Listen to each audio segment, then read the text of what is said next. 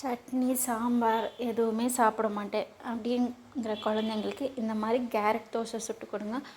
ரொம்ப சாஃப்டாக இருக்கும். இதே மெத்தடில் பணியாரம் அதுக்கப்புறம் இட்லி கூட ஊற்றி கொடுக்கலாம்.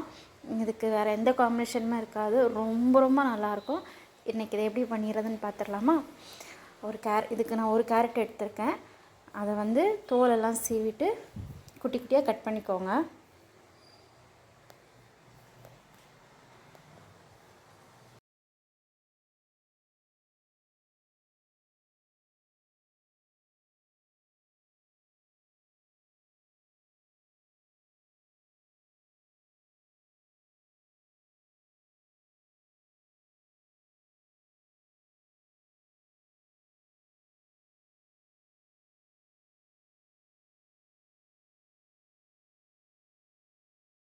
கேரட் கூடவே ஒரு துண்டு இஞ்சி, ஒரு பச்சை மிளகாய், கொஞ்சமாக கொத்தமல்லி, அதுக்கப்புறம் 1/4 ஸ்பூன் சீரகம், தேவைக்கேற்ற மாதிரி உப்பு இதெல்லாம் சேர்த்துட்டு தண்ணி சேர்த்து இதை நல்லா அரைச்சி எடுத்துக்கோங்க.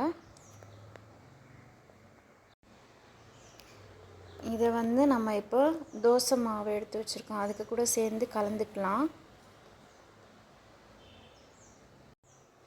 நீங்கள் தோசை மாவு கூட கலந்துட்டு இதை இன்ஸ்டண்ட்டாகவே ஊற்றிக்கலாம். இந்த மாவு ரொம்ப சாஃப்டாக இருக்கும். நான் குழந்தைங்க இந்த முறுமுறுன்னு தோசை ஊற்றி கொடுத்தாலும் இது நல்லாயிருக்கும். இல்லைன்னா கல் தோசை மாதிரி ஊற்றினாலும் இது நல்லாயிருக்கும். ரொம்ப சாஃப்டாக இருக்கும். இப்போ நம்ம அடுப்பில் தோசைக்கல்லை வச்சு சூடு பண்ணிக்கலாம். தோசைக்கல் சூடானதுக்கப்புறம் தோசைக்கல்லுக்கான சீசனிங் முடிச்சுட்டு நீங்கள் நார்மலாக கேரட் தோசை ஊற்ற வேண்டியதான்.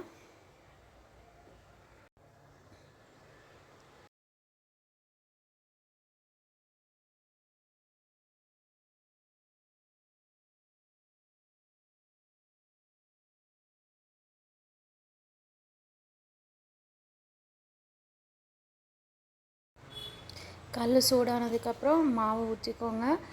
நான் பசங்களுக்காக நல்லா மெலிசாக தான் ஊற்றிக்கிறேன். ரெண்டாவது சீக்கிரமே குக் ஆகிடும். ஒரு 2 மினிட்ஸ் தான். நான் இது 1 சைட் போட்டு தான் வேக வைக்கிறேன், டபுள் சைடு வேக வைக்கல.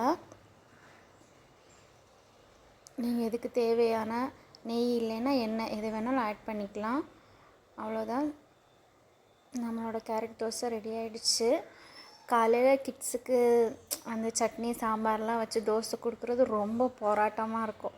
ஸோ அந்த டைமில் இந்த மாதிரி ட்ரை பண்ணி பாருங்கள். இதோட டேஸ்ட்டும் நல்லாயிருக்கும்.